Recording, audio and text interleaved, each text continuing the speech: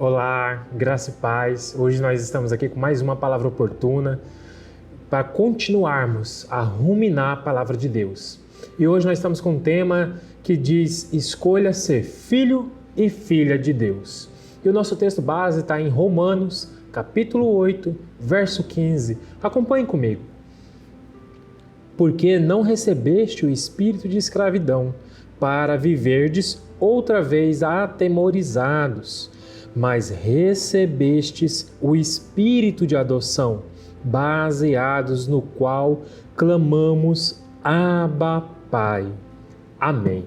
Romanos foi escrita pelo apóstolo Paulo e é uma carta que expõe toda a graça existente em Cristo Jesus, expõe a firmeza de Paulo, a alegria dele de servir e espalhar o evangelho por todos os lugares que ele ia. E Romanos é considerado por alguns estudiosos a epístola das epístolas, a carta das cartas. Outros estudiosos vão falar que é o evangelho segundo Paulo. E realmente existe uma profundidade muito forte, e essa carta aos Romanos, ela é muito influente e ela continua sendo influenciada até hoje. Se nós percebermos pela história do cristianismo, vamos perceber Martinho Lutero, por exemplo, que é um importante nome na Reforma Protestante, que Martinho Lutero vai afirmar que é uma peça fundamental, que é a mais importante peça do Novo Testamento. E para nós percebemos como Romanos é tão importante na história do cristianismo, que John Wesley, fundador do metodismo, ao ouvir o prefácio de Martinho Lutero a cartas aos Romanos, ele sentiu o coração dele estranhamente aquecido. Então aqui nós percebemos que Romanos é uma carta extremamente rica, extremamente influenciadora, porque ali vem expor uma verdade muito grande. E Roma, nessa época, quando Paulo escreve para a igreja que estava ali localizada, ela possuía mais ou menos 1,5 milhão, 1 milhão de habitantes. Era realmente uma cidade belíssima, fortíssima, um império forte, uma política forte, os ensinos fortes, grandes faculdades. Roma era o centro das atenções do mundo e também era uma cidade muito migratória. Muitos povos iam para ali, para Roma. E devido a isso, Roma se concentrou diversos povos, diversas culturas. Roma se torna um centro de culturas pagãs.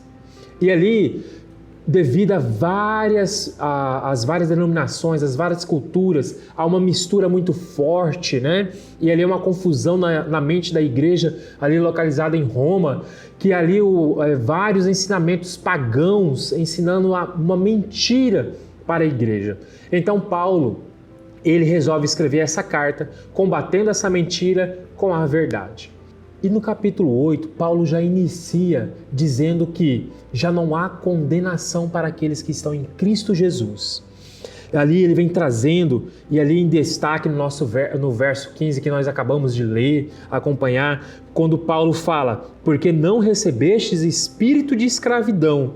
Esse espírito de escravidão que Paulo vem descrevendo é a respeito da pessoa que está sob a lei.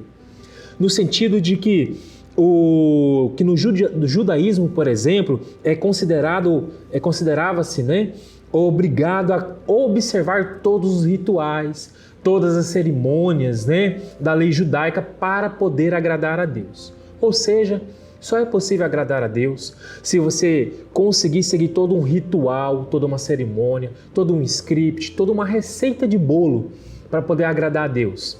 E ali Paulo vem trazendo a respeito disso, que nós não estamos mais nesse espírito de escravidão, um espírito que gera medo, o medo da morte da eterna, o medo de ir para o inferno, no sentido que um dia que você tiver de mau humor, você brigar com seu irmão, você já se autocondena porque você já descumpriu uma das leis, No dia que você ficar nervoso, No dia que você perceber que você caiu em algum pecado, ali você se autocondena, porque a lei vai te condenar. E a pessoa que está sob a lei, ela não consegue ver a graça de Deus, porque ele está cego para si mesmo.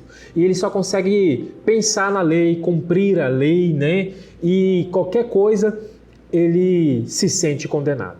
A pessoa se sente condenada, né? Ela não consegue entender que a graça prevalece sobre todas as coisas. Mas, por mais que ele diga assim, Deus é misericordioso, mesmo que ele diga isso, ele ainda não vai conseguir visualizar a santidade de Deus que é aplicada em nossas vidas. Então a pessoa que está sobre a lei, ela pode até temer a Deus, mas ela não ama Deus de verdade. Então, existe algo que Paulo vem trazer para nós, que é a respeito da graça, que é o espírito de adoção, que a pessoa que está sobre este espírito de adoção, é onde a escravidão irá terminar, a escravidão de servir somente a lei. Somente você só será perfeito se cumprir toda a lei. Eu quero aqui dizer para você e para mim que é impossível cumprir toda a lei. Ninguém vai conseguir, porque nós somos imperfeitos e não conseguiremos cumprir a lei. E dessa maneira, Paulo vem trazermos para nós o seguinte, que nós não estamos mais sobre esse espírito de escravidão, esse espírito de medo, mas sim um espírito de adoção, já que já não está sob a lei, mas sobre a graça, onde nós seremos libertados dessa escravidão e da morte do corpo, que aí nós seremos libertos pela graça de Deus por meio de Jesus Cristo. Então, nós temos aqui dois estados. Um é o estado da lei, onde a pessoa se coloca nesse espírito de escravidão. Outro estado é o espírito de adoção, que aí quando estamos nesse estado, quem reina no nosso coração é o Espírito de Deus. Então isso vai sendo aflorado, vai sendo de dentro para fora, porque é o Espírito Santo de Deus que vai nos ajudarmos a fazermos a vontade de Deus. Então, por mais que nós venhamos planejar as nossas próprias coisas, por mais que venhamos pensarmos em sonhos, pensarmos em planos, pensarmos em agenda, pensarmos em tantas outras coisas, nosso primeiro pensamento vai ser: eu vou consultar o Senhor. Porque isso vem de dentro para fora. Porque você vai dizer o seguinte: não, agora eu tenho um Pai, eu sou filho, eu sou filha de Deus vivo, eu tenho um dono. Então os seus pensamentos sempre estarão ligados com Ele.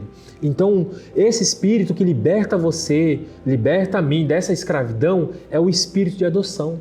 E quando Paulo vem trazer ali a falar a respeito que nós recebemos Espírito de adoção, ele está dizendo que é o seguinte: nós agora somos filhos adotados de Deus. E quando Paulo vem falar a respeito da adoção, ele vem destacar 4 pontos principais, que era o significado, né? As consequências da adoção.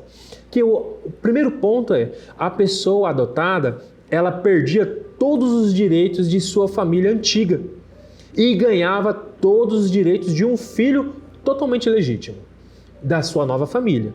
O segundo ponto, a segunda consequência, o filho adotivo tornava-se herdeiro de todos os bens do seu novo pai, ainda que depois nascessem filhos de sangue.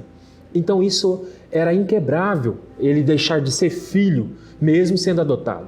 A terceira consequência é que legalmente a antiga vida do adotado ficava completamente cancelada. Por exemplo, se você tivesse alguma dívida, essa dívida ela era esquecida. Então a pessoa adotada era considerada uma nova pessoa e que entrava em uma nova família.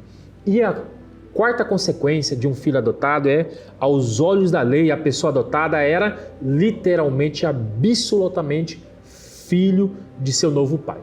Isso era incontestável. Ninguém poderia, a sociedade inteira não poderia dizer o contrário.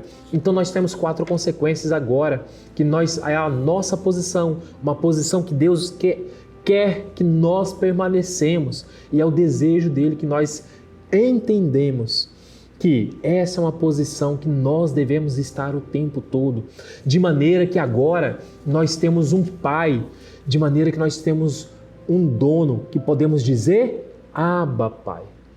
Que isso quer dizer Abba, é uma palavra em aramaico que quer dizer pai, traduzindo para a nossa cultura de hoje, uma coisa é nós chamarmos nosso pai de pai, outra coisa é nós dizermos papai, que isso quer dizer algo carinhoso, chamar para a intimidade, ter uma intimidade com o nosso pai, chamar ele de papai. E Abba, Pai, quer dizer essa mesma intimidade com Deus, que agora você pode dizer Abba, Pai.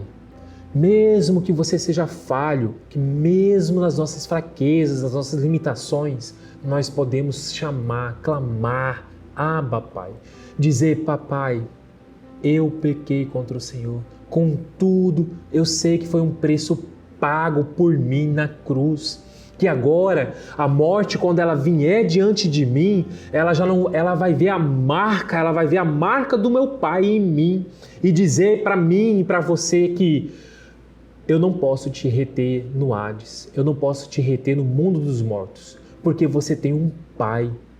Então, vá para o seu Pai, retorne a Ele. Então, de maneira que você vai poder dizer isso, clamar isso a Deus. Papai, me ajude nessa determinada situação, me ajude nisso e naquilo.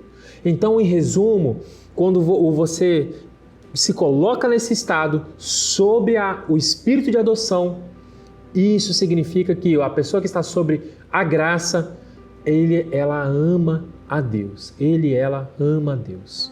Nós não podemos nos contentar em ficarmos na lei, nesse espírito de escravidão, porque Deus vai nos dizer que na sua mente imprimirei as minhas leis, também sobre o seu coração as inscreverei, e serei o seu Deus. Então essa é a nossa posição de hoje. Então nós devemos prosseguir em conhecer a Deus e seremos aperfeiçoados em Cristo Jesus. Convido você agora a orar junto comigo. Pai, obrigado, meu Deus, pela Tua palavra, meu Deus. Obrigado por esse registro que Paulo faz ali, fortemente, meu Deus, ali para a igreja que estava localizada em Roma. Peço ao Senhor que guarde essa palavra no mais íntimo do nosso ser e nos ajude, meu Deus, a nunca esquecer que o Teu Espírito Santo, meu Deus, nos ajude a relembrar todos os dias a Tua palavra. Peço ao Senhor que nos ajude a praticarmos e a entendermos qual o estado que devemos estar, que é o estado de filho, onde nós podemos clamar, Abba, Pai. Por isso, apresentamos cada vida que esteja assistindo esse vídeo, meu Deus, diante do altar da Tua graça. E estamos confiados na Tua palavra, pois oramos no nome de Jesus Cristo. Aleluia. Amém. Até a nossa próxima palavra oportuna.